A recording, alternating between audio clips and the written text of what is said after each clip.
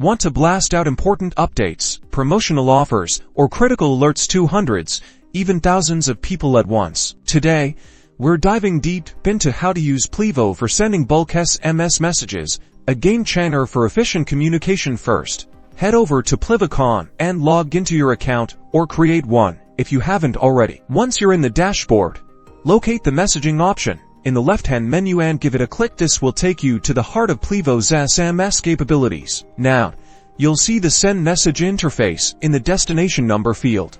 This is where the magic happens. You can manually enter each phone number, separated by commas, or even better, you can copy and paste a list of numbers directly from a spreadsheet.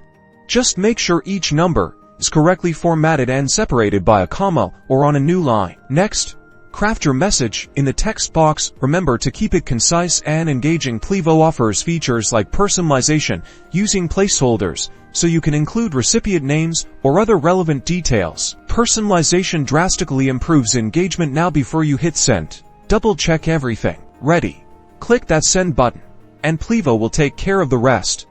You can track the delivery status of your messages in the log section to monitor success rates and identify any potential issues. That's how you can leverage Plivo for efficient mass messaging.